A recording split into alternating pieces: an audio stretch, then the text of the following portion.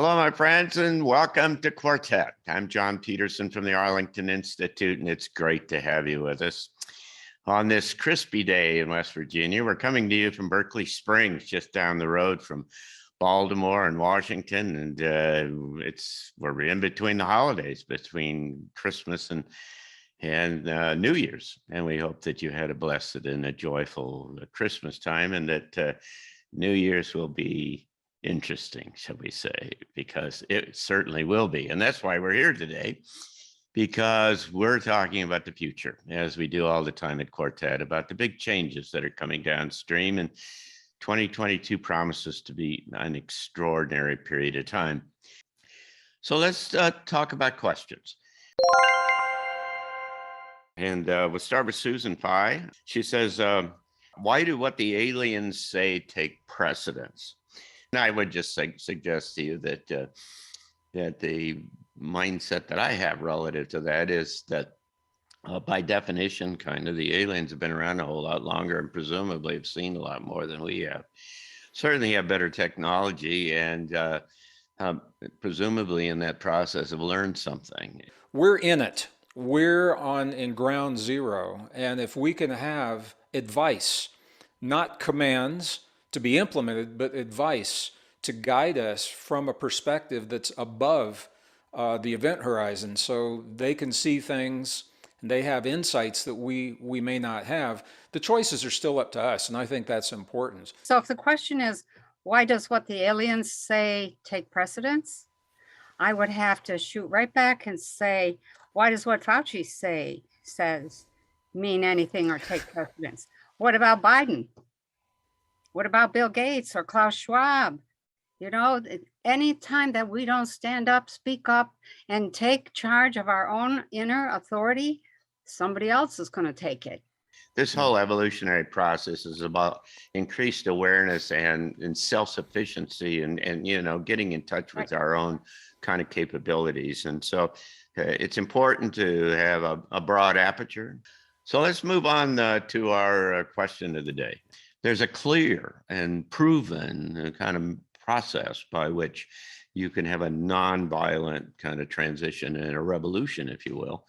And that comes out of work that was done at Harvard University and kind of inculcated into an institution down here in the Washington area called the Institute for Nonviolent Conflict. And the whole principles underneath that say that governments only exist and sustain themselves by the support of the people underneath. And when the people stop, the governments fail. And what that means in literal terms, I mean, this is a really simple and powerful idea that says that if everybody just stops for about 4 days, that is to say, nobody goes to work, nobody does anything, nobody goes anywhere, they just stop. What happens is the government collapses because they cannot sustain themselves. And this has been, you know, they did this over in Ukraine. They've done this a whole bunch of different places.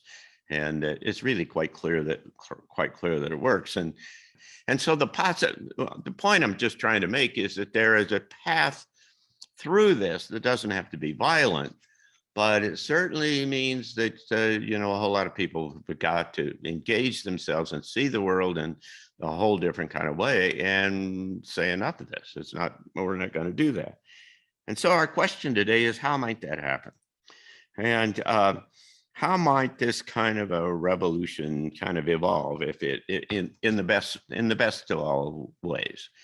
Call it a transition if you'd like, rather than a revolution. But the point is that it's a large, broad scale kind of unprecedented global kind of movement that just has never happened before. And it is, and so none of us have experience about how to deal with all of that. So it's really quite fascinating to try to kind of think through the possibilities of how that might, how we might get from here to there. So long story short, after, you know, swirling around with this question and coming up with several different ways of approaching it, I ended up coming up with what I've experienced in terms of life just life in itself. And that includes life in other places and how other civilizations handle some sort of difficulty, or how they plan for that, anticipate that. What would be ideal is to plan for the revolution to be happening over here, but you're focused over there to catch the people. If you just have a revolution, then there's chaos and there's difficulty and there's all kinds of problems. But if you're planning, if you're using that revolution, these guys over here are fighting and you're over here building this as fast as you can build it, then you have something to offer that can get people up on their feet, working, running smoothly, fairly quickly, or at least demonstrating how to do that. And so what I've experienced is, first there's an awakening. People have to awaken and see that this is not what I want, or oops, they're fighting over there. Okay, so you have to awaken. And then there have to be people who are willing to stand up and be guides. You could call them gurus, you can call them guides, you can call them teachers, you can call them leaders, local and regional and even beyond. But people have to stand up who at least have some willingness to say, no, wait a minute, what about this? Third thing is there has to be conversations, a lot of conversations at all levels. If people aren't willing to talk and to listen, you can't really come together. The fourth thing is that the experiences, you have to be able to generate a few experiences from which wisdom can be gained. And that's part of the role of the leaders or the guides. They can take those experiences that we've just had and say, okay, what do we learn from this? What do we want? What do we not want? You know, that kind of thing. So the experiences that we've had, we can extract the wisdom. The next thing is the transition structures. A number of transition structures have to be set up.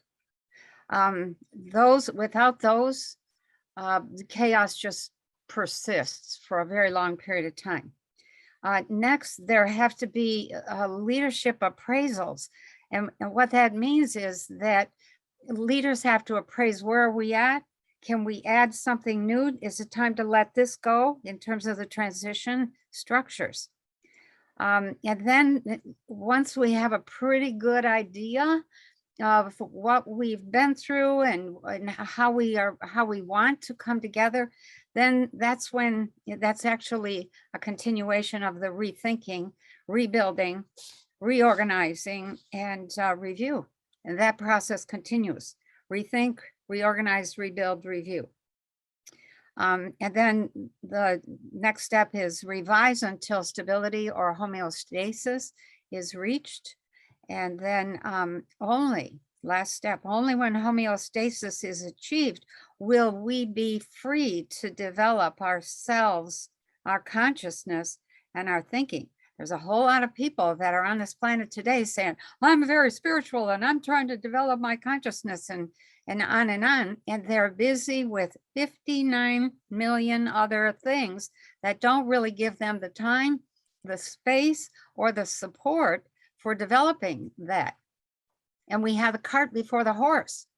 So we're trying to get real spiritual, and we haven't dealt with our everyday, the everyday, capital E, everyday, which is food, clothing, shelter, electricity, heat, communication, transportation.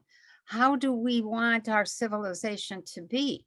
And so only once we get to homeostasis, you can't get that when you have a capitalist system based on continual growth. You have to hit a point where everything is stable and you can count on that. So now you're free to focus over here. I wrote about this, John, in a book, 2010. It was called Deep Truth. And what I said in 2010, one of three things would happen, and I laid out three scenarios. The best of all choices was that the wisdom of the world, the powers that be, the scientists, the spiritual leaders, the engineers, would recognize that we're on this course, this unsustainable course, and would choose to preempt suffering by making changes that would happen in a good way. That is the best of all possible worlds. Unfortunately, that's not human nature. The second course was that we would possibly begin to fix the systems one at a time as they break down. We'd wait for them to break and say, oh, we need, a new system of energy, or we need a new way to generate electricity, or we need a new economic system. And the third is the least desirable, and it looks like it's where we're going, is where it's like watching the train wreck in slow motion. We're watching this happen, and it must collapse because it is unsustainable by nature. So I think that's probably where we're going. And the key that I alluded to in the first part of our talk today is that will happen. It must. And I think probably the financial and economic systems will be the trigger as the US dollars, they begin raising interest rates on the US dollar. That is going to have a cascade effect on the debt that the world has. They won't be able to pay that, and you'll see a cascading collapse of the economic system that will feed into everything else, supply chains and everything else. The key is how we, as a global family, respond to that. And Penny, you nailed it. And I think this is why, John, what we're doing here, these conversations are so important. We need to have a parallel system up and running. So for example, and I'm not saying it's perfect, but this is the value of the blockchain decentralized financial system, because not only is it an alternative system, but people will see that it frees them from the bondage and the slavery of the financial system, and that's a word that economists are using now. It's not only replaces it, but it's better. We need to have a hardened grid. If we bury our power lines in North America, the bad weather is not going to put people out of power. It'll create hundreds of thousands of jobs. It'll save trees as resources. And those kinds of things, localized living, localized economies, decentralized, which is exactly the opposite of what we're being pushed into through what's called the Great Reset right now. So and I got to tell you, John, I respect Martin Armstrong. I would be surprised if this doesn't happen before 2025. Yeah. I've been in a revolution. I was in the revolution in Peru in 1989, and I saw firsthand how people responded. And I'm seeing a parallel. The people were so repressed for so long, and they said, okay, I can maybe deal with this. And then they get pushed a little further. I could maybe deal with this until something happened. And it was economic, that they couldn't stand any longer. And it was a little bit less than peaceful. And my concern is that our global population is being pushed with restrictions, with rules and regulations. Okay, we'll wear the mask. Okay, we'll shut this down. There's a point where people are going to say, we're not going to take it. And that typically is a reaction against, rather than acting toward something. This conversation is important because what we've set up here is this tension between what's going on the outside and our natural kind of involvement and commitment to our friends and our community and other kind of things. And at the same time, having this vision, this fixation on a new world. The other point I just make is that, if Armstrong's right, if it's 2025 to 2027, if it's a 2-year window, then what you've suggested, Gregg, is interesting, because Marty, certainly guys like Cliff High, I'll talk about the possibility, and as I've suggested, the just stop kind of movement, if something like that started up, is that this whole thing could flip very quickly in a very short period of time. I mean, I've known about that concept since 1982, when the Robes came around and said, you're going to lose your United States. And the reason is because you have outgrown it. You're right about that, because you have all of these requirements to sustain life that have to be renegotiated and rethought about and so on. And in a sense, that's in part why it's so important to start to build an alternative picture about what this might Right. be and how it might work in the really practical kind of terms, as you've both been talking about. That so it's not just this airy fairy, yeah, we'll get there, and Yeah. but start to say, you know, how are we going to get food? My European friends will tell me that we need the idea of America to aspire to for other nations. The freedoms that were given to the United States of America a little over 200 years ago have never been given to a nation in the past. And if we lose those freedoms, no government will ever give their people those freedoms again. I think it's going to happen faster than what we are imagining. And the only caveat to all of this is if something really big were to happen out of the blue, what we call the black swan events, if motherships landed on the lawn of of the Kremlin and the White House and in Beijing all at the same time, we'd begin to look at ourselves very differently. If we have asteroids that are on a near miss, not going to hit us, but we're going to feel the effects. You know, something like that, John, solar flares, things like that could change the way that we go about this change. But barring any of those, I wouldn't be surprised to see these things happen sooner than later. I would agree. I Yeah, can see the go ahead. fighting starting already. And it's verbal, most of it, but people are hair trigger angry at this point. You know, they're clearly people whose job or they came here in order to push and foment the breakup of the old system. That's not who I am. I'm looking at the future, and I don't think either of us, any of us are.